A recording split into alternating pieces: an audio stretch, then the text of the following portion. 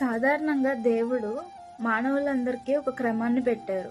అదేమంటే మానవుడు పగలంతా కష్టపడి రాత్రి విశ్రాంతి తీసుకొని హాయిగా నిద్రపోవాలి అని. అయితే మనమందరం దాన్ని ఫాలో అవుతున్నాం. పగలంతా కష్టపడతాం, రాత్రులు హాయిగా నిద్రపోతాం.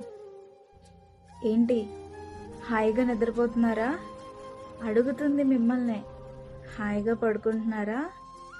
లేదా తెల్లవారితే ఎవరికి ఏ సమాధానం చెప్పాలి, ఏ ఈఎంఐలు కట్టాలి, ఎవరికి ఏ వడ్డీలు కట్టాలి, తెల్లవారితే ఎవరికి ఏ సమాధానం చెప్పాలి, తెల్లవారితే నా ఆరోగ్య పరిస్థితి ఏ విధంగా ఉంటుంది, తెల్లవారితే నా ఎగ్జామ్ రిజల్ట్స్ ఎలా వస్తాయి, తెల్లవారితే జరిగే ఇంటర్వ్యూలో నేను సెలెక్ట్ అవుతానో లేదో, ఇలా అనేక రకాల సమస్యలతో రాత్రంతా ఆలోచిస్తూనే హాయిగా పడుకోకుండా సతమతం అవుతున్నావా?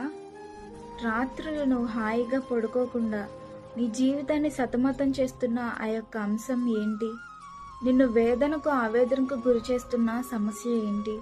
ఇదిగో తింటున్న తిండి కూడా సరిగ్గా శరీరానికి పట్టడం లేదు అని, కష్టపడుతున్న కష్టార్జితం అంతా కూడా చిల్లు సంచిలో వేసినట్లు అవుతుంది అని, నీ కళ్ళ ముందే నీ కన్నబిడ్డలు పాడైపోతున్నారు అని, ఎంతగానో నమ్మిన భార్య లేదా భర్త నిన్ను మోసం చేస్తున్నారు అని, అందరూ విడిచిపెట్టారు అని, నీవు చేయని యొక్క పనులు నీ మీద అభాండంగా స్నేహితులు మోపారు అని, ఇటువంటి సమస్యలతో రాత్రంతా ఆలోచిస్తూ నిద్రలేని రాత్రులు గడుపుతున్నావా?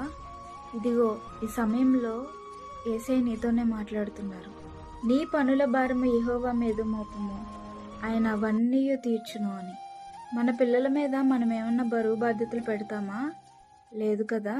వాళ్ళు ఎప్పుడూ హాయిగా నిశ్చింతగా సంతోషంగా ఉండాలనే మనం కోరుకుంటాం.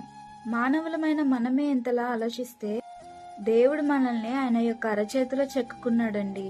ఆయన ఇంకెంతలా మనల్ని కాచి కాపాడాలనుకుంటారు? మీరు చేయవలసిందల్లా మీ యొక్క సమస్య ఏంటి అనేది ఆయనకి తెలియజేయడం. దేవునికి తెలీదా అంటే ఆయనకు అన్నీ తెలుసు. కానీ అడుగుడి మీకు ఇవ్వబడును అని వాక్యంలో ఉంది. మనం అడుగుతామా లేదా అని ఆయన ఎదురు చూస్తున్నారు. మన సమస్యని దేవునితో చెప్పుకుందామా?